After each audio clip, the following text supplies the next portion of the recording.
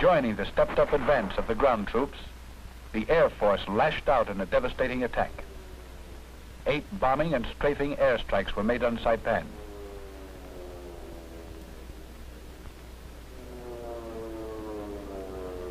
These attacks were pointed mainly at Japanese columns moving northward.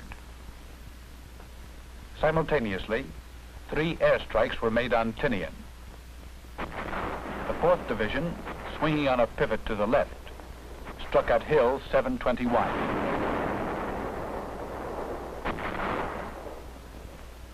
This objective was taken, and the commanding ground overlooking Tanapag Harbor was secured, which prevented the enemy from escaping to the northeast.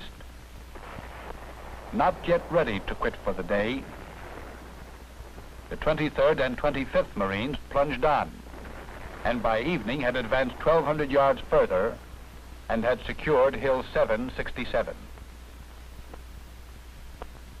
By nightfall, the 2nd Division had secured Mucho Point. The 27th had extended its beachhead in its zone of action, and the 4th Division had secured the 07 line. Despite the continued rain, which lasted during the remainder of the operation, the Air Force was active from dawn to dusk.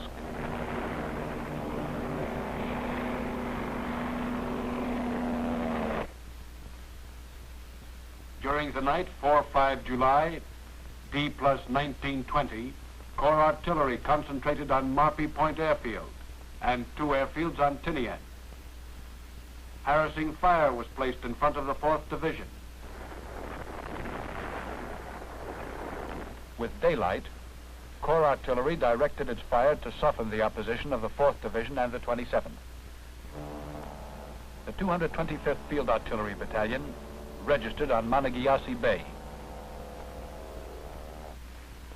Resistance throughout the day was confined to sporadic fire from small dugouts in the 4th Division zone of action, to blockhouses and pillboxes along the west coast in the 27th zone of action.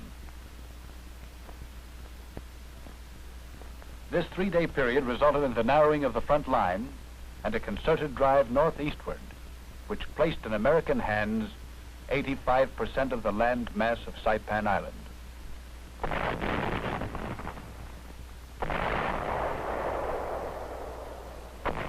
The final stage of the battle for Saipan took place in the period from this point on.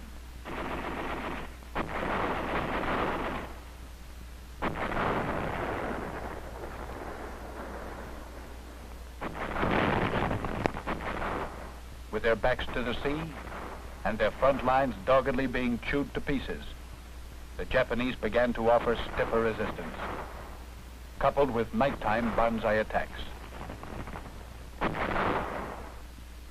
Throughout the night on 5 July, the 27th Division reported sniper fire. Local counterattacks accompanied by hysterical screaming on the part of the Japs were reported in the 105th Infantry zone of action. The enemy was annihilated. At 0900, 6 July, a new boundary between divisions was assigned. This new boundary caused the 27th Infantry Division to be pinched off. It was then given the mission of completing the mopping up of the area in its zone.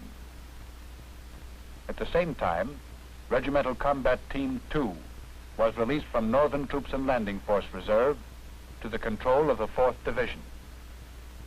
The mission of the 4th Division was the continuance of the attack northeast and the completion of Saipan's capture. By 1400, the 2 regiments on the right had advanced about 1,200 yards against light enemy opposition. At 1500, the 2nd Tank Battalion, Company A, was attached to the 4th. At 2024, 6 July, D+plus 21, a banzai counterattack against the 25th Marines was repulsed with no casualties. The enemy persistently attempted to infiltrate the lines of the 4th Division.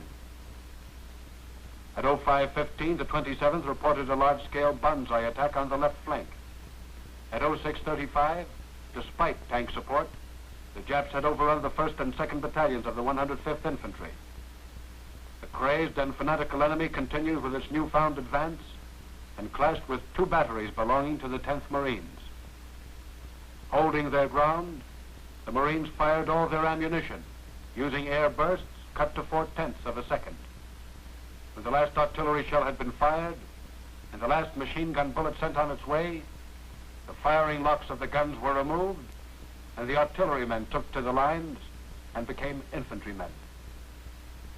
At 07:55 D+22, the 106th Infantry was committed to retake the field artillery positions that had been lost and to restore the lines of the 105th Infantry. Good progress was made throughout the morning. By 1300, the 2 lost battery positions had been recaptured. By 1400, the 27th Division had reestablished itself as follows. The 4th Marine Division jumped off to the attack at 0930. On the right, the 25th Marines with the 1st and 2nd Battalions abreast and the 3rd Battalion in reserve. The 24th Marines attacked with the 1st and 2nd Battalions abreast and the 3rd Battalion in reserve.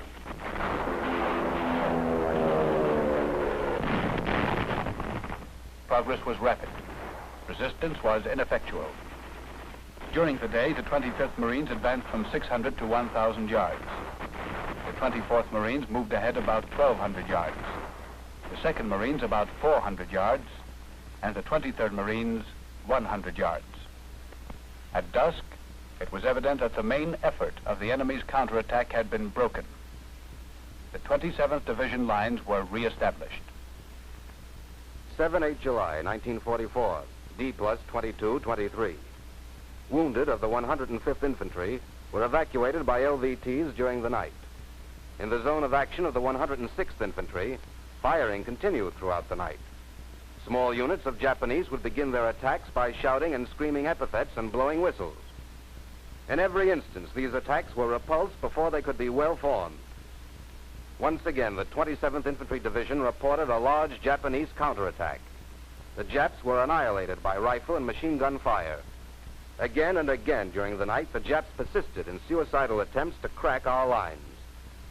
By morning, the areas in front of our lines were covered with enemy dead. Despite enemy activity, the 4th Division jumped off to the attack at 0630 to seize the area between the high ground in the center of the division zone of action and the beach area on the west coast.